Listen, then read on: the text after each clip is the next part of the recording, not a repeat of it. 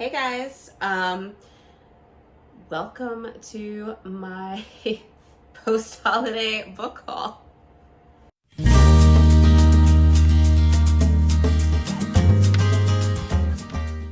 Hey guys, if you are new to my channel, welcome to the Book Path. I'm Nicole. If this isn't your first rodeo, thanks for sticking around.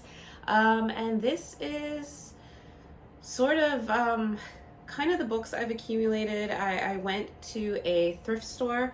I kept hearing that a lot of other booktubers were going to thrift stores finding some great deals, so I decided to do that. I had to make a donation anyway. I was kind of clearing house a little bit, so I figured if I was there, let me check out some books, and I did. So there is a little bit of a haul from that. There's also a haul of some books that I got as gifts for the holidays. So I figured I will take you through kind of what I got, since you're going to be seeing them in upcoming TBRs anyway. And I'll separate them. I think I'm going to separate them by the gifts that I got. I know some of them was through a gift card that I got, so I purchased them. They were a gift card. So we'll go through kind of all the gift things collectively, and then I will take you through what I got at the thrift store, and I will let you know how much I spent to get all of them, because this might be something that you might get addicted to as well now. But first, I do have a gift that I got. It is not books, but I'm sharing it anyway because when this arrived, I started screaming. I loved it so much. It's from my mom, and there's a couple of other things that go along with it that are books, but I'm a huge Golden Girls fan. I grew up watching it when I was little. I just thought, I was like, this is how I want to be when I get old, is like be with my best friends around like a coffee table and everything. And as I got older, I would just periodically watch the shows again and again. So my mom found Fisher-Price has a collection of the Golden Girls Fisher-Price dolls. So this is the cutest thing. And I'm pointing this out because this in future videos will probably be somewhere back here, because they are just adorable. They are super cute. I know there's some glare, so I'm trying to like show it without the glare, but they are just adorable. And so thank you. These are just the cutest things ever. Not books, I know, but cute. Tie into books that were gifts. So on the back of that, gifts that I got in that same box, I have not read these yet. These are kids books, but they're so cute. This is the My Little Golden book, the Betty White, who was a Golden Girl. Sadly, she passed away, I think about a year ago. I think it was like a year ago. I think it was December of 2021. But she was a huge humanitarian for, she fought for animals' rights. She patroned a lot of no-kill animal shelters. So she actually has, like, her biography I probably will pick up at some point, but I watched documentaries on her, and she was just so inspiring. So I get to read a little Golden Betty White book. And to add to this, Good Night Girls, the Golden Girls. It's a board book for kids once again, but it is so cute because there is actually an episode where I think the heating's out or something's going on, and they all have to share the bed for the night, and it's just a really funny, comical episode. So these are just adorable. As well as I got the gift card from one of my aunts, and right away I needed to get some things, and you've seen it before in another video, but I had to pick up The Eye of the World for the Wheel of Time readathon. I didn't have it, and I didn't want to read it through the library app because there's going to be like a book discussion on it for the readathon group, and I wanted to tab it so that I had certain points to go to for the discussion. So I did get the little chunky, it doesn't look chunky, but it's like 800 pages. It's a chunky one. I did love the show, so I'm hoping I will like the book. If not, I probably won't continue with the readathon, but I am hopeful. You know, it was made into a series for a reason.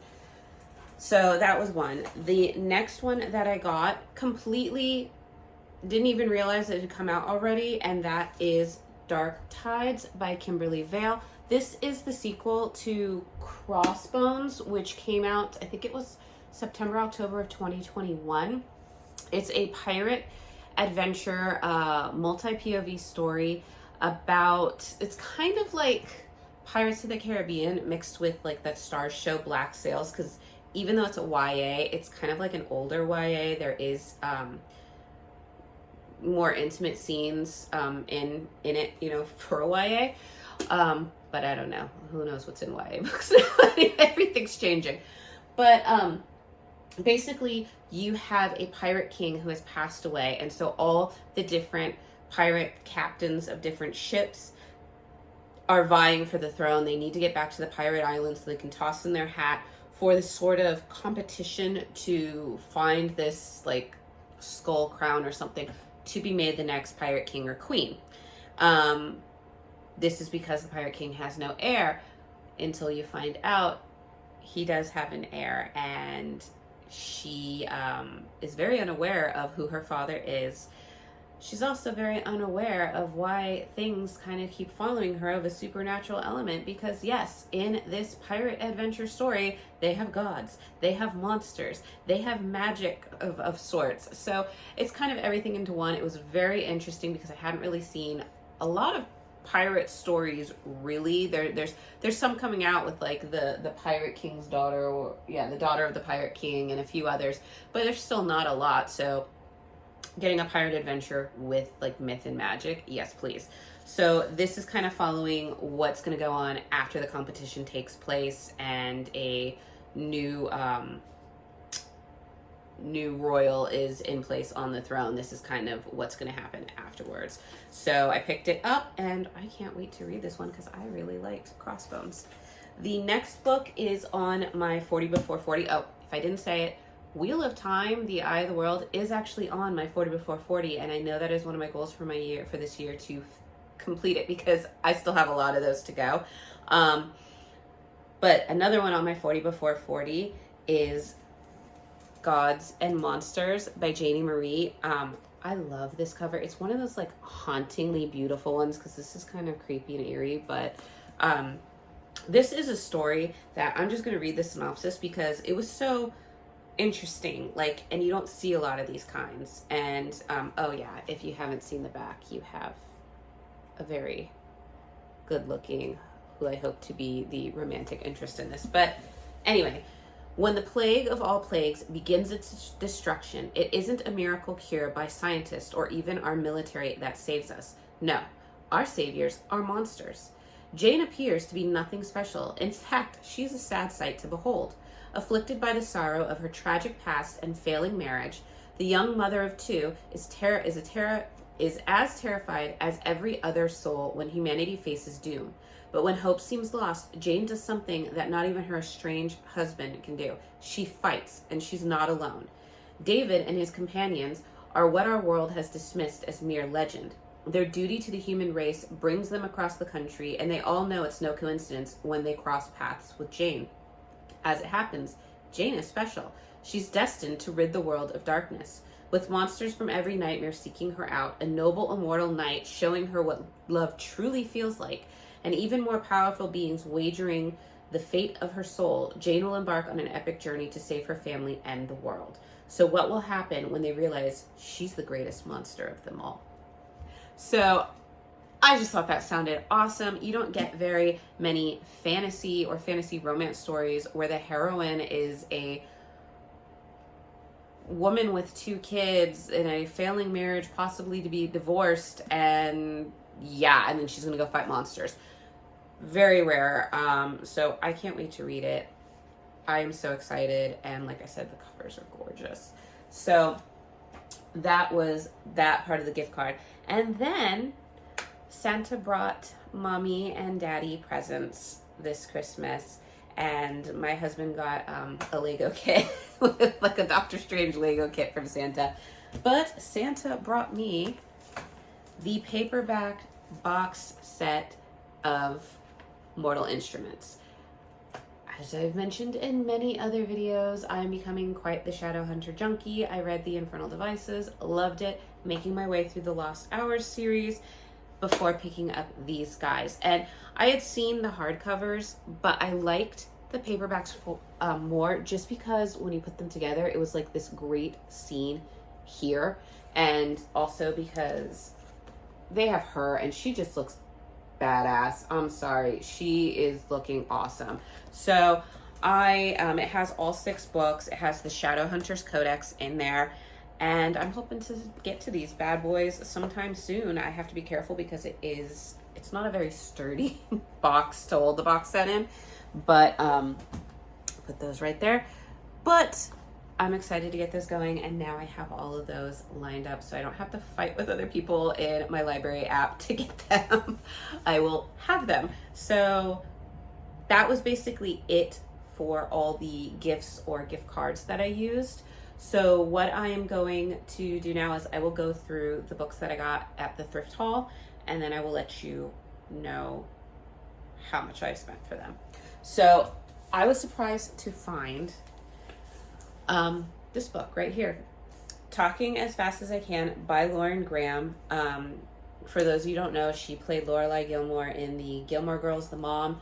This is kind of her story about her career, kind of going, through Gilmore Girls and the process. I've heard wonderful things about this book. And like everybody else, I do like the Gilmore Girls. This is also on my 40 before 40. So I was really happy to find this at discount because it was available through the library, but it kept getting checked out. So now I have my own copy. So yay. The next 2 books are actually more history. I did go to college for a history degree. So I am a little bit of a history nut, more of the medieval Dark Ages history.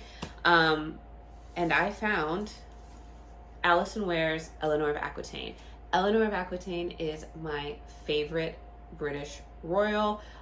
She's the mother of my favorite ruling family that happened to be, in England's history. And I was happy to find this because I've heard a lot of really good things about Alison Ware and her historical writings and books that she's done. She's done a few on different European queens, but to find one on Eleanor of Aquitaine, because she's not really talked about, even though she's like amazing. She was supposed to be beautiful and powerful, and there's legends that how we get like the basis of chivalry and troubadours, like the guys who would sing out your window or whatever. Rumor has it she's the one that they started it for. She was married to 2 kings. She is the mother of Richard the Lionheart and Prince John, who we know from the Robin Hood stories. So yeah, that's her. She's amazing. So I can't wait to delve more into her life and learn some more about her. To add with that, like I said, because I like the medieval ages and the dark ages, I picked up The Normans. This is a sort of, I don't want to say it's a coffee table book, but kind of a coffee table book. The Norman line was part of where Eleanor of Aquitaine married into, but they start off, I think it's with William the Conqueror, and they were just a lot of kind of warlord almost type kings. Very, they were warriors. They, really good at politics. I mean, they were a very interesting line of the British monarchy, and so I'm going to learn some more. After that, I went and got This Time Next Year. This has been on my kind of watch list. I wanted to read it this year, but had a wait list on my library app, so now I don't have to wait for it. I don't know if I'm going to maybe hold on to this and see if I can use it for like the next Polarthon, or if I just hold on to it until like this time next year and try to read it for like a wintry read. But it's basically it's kind of set around New Year's, and it's a romance, and I don't want to go too much in there because you'll probably see it in a T.B.R. later on. So I did get that one. Another one was a rebuy because I used to have this years ago and I loved it and I really recommend it. And that is Tim O'Brien, The Things They Carried. This is a really, really, really great book. It's about the Vietnam War, and this follows a kind of unit of soldiers as they're going through the jungles of Vietnam and just the dangers that happen. and they're talking about their lives back home and the struggles that they're facing with their families, with their friends, with their thoughts. And so the things they carry takes on a double meaning, because they're talking about the emotional weight that they're carrying, but they also put in the actual weight of like their packs, the bullets, the guns. So it kind of talks about this. And this book really, really gave me a lot of respect for the soldiers of Vietnam, because there are a lot that didn't really get a choice. They got drafted to go over there, and they came back, and it wasn't like soldiers coming back in World War II where they were praised. I mean, these guys got spit on, they got stuff thrown at them. I mean, they were treated horribly. And you know, being a wife of somebody who has been in the military, and I've had friends in the military, when you sign those papers, you don't really have a choice of where they're going to send you. And so they got drafted, and it's a very moving story. And I just really loved it. So I always wanted another copy, and I found it. And yeah, so once again, if you haven't read it, Things They Carried, fantastic book. I didn't know this one existed, but I got Jim Henson's Shadows of the Dark Crystal. This is a story, I'm assuming it's about the Netflix kind of prequel series that was made to the Dark Crystal. As a kid, I loved the Dark Crystal. The Skeksis, which are these guys, scared the utter out of me. They were just creepy, like skeletal bird looking things. So creepy. I did love, oh gosh, what's her name?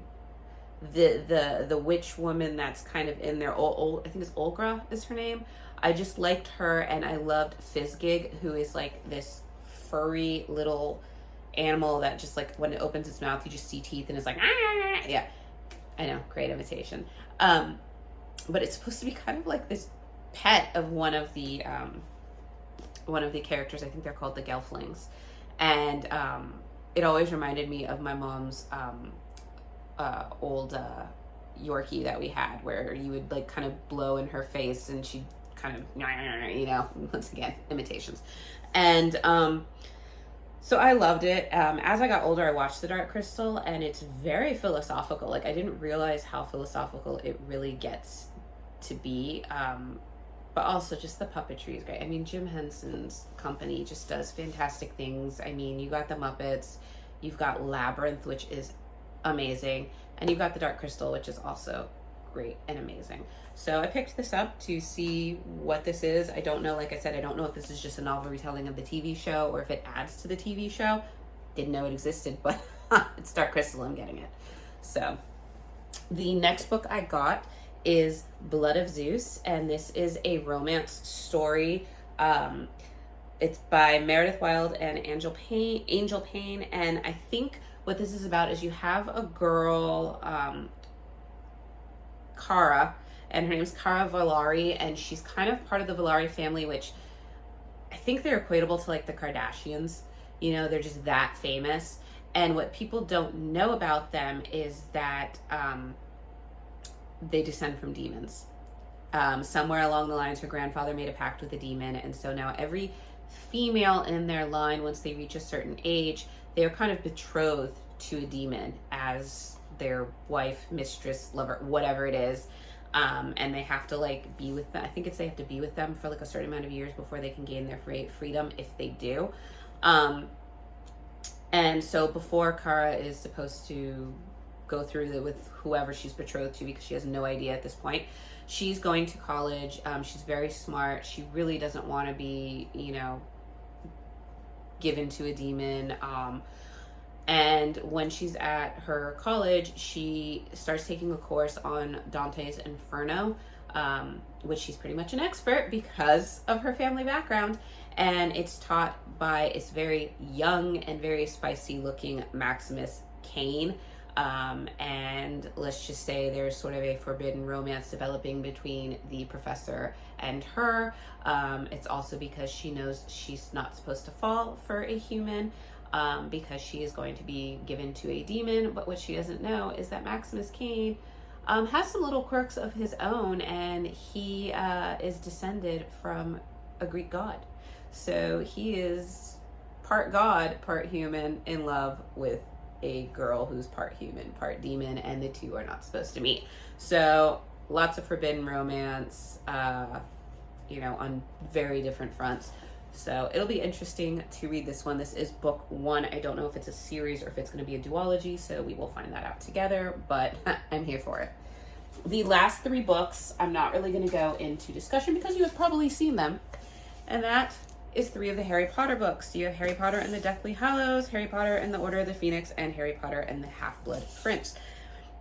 I have read the Harry Potter books. I read them when they first came out many years ago, and I got rid of all my Harry Potter books because I just grew out of them. I wasn't thinking I was going to reread them, and now being a mom of 2 boys, I kind of am going to search for them again so that my boys can read them as they get older. But these suckers are still expensive, so I was able to find them in like pristine condition. And I found these 3, so at least this saves me a little bit of money for getting the other ones. But yeah, so the search will continue to get some of these, but now I have 5, 6, and 7. I only need the first 4 now, but still saves money. Great. So 4, let's see if I can put these all together so you can kind of just see this wonderful stack here. All of these hardcovers here, paperbacks here, all of these, $17 for all of these. Like, I got all of these for less than what it costs for one of these. So I think I found a new hobby. I'm going to start looking for other thrift stores in my area that have book collections. And yeah, you might be seeing some more thrift store book hauls in the future. It might become a new addiction, but it's a discount, it's a sale, and that's what I'm here for. So I couldn't believe that. I mean, a lot of the hard books, I think the Harry Potter ones were like $2. Seriously. So these are all going to be either on the shelves in the background, coming up in new T.B.Rs. Like I said, a few of them, a few of the books in this haul you've seen are on my 40 before 40, so they need to get read in like the next 8 months. So I'm gonna have to get some reading started. Find a way to put these on there. But I hope you enjoyed this video. Are there any books in the haul that you have read that you are like, yes, that was great, no, that was awful, glad you got it on a discount? Are there any that you're more curious about than others that you think I should try to get on my TBRs sooner rather than later? Just let me know your thoughts. And if you like this video, give it a thumbs up. Please hit subscribe. It helps my channel grow. I'm super appreciative of every one of you guys, and I hope you guys are doing well, and I will see you guys in the next video. Bye.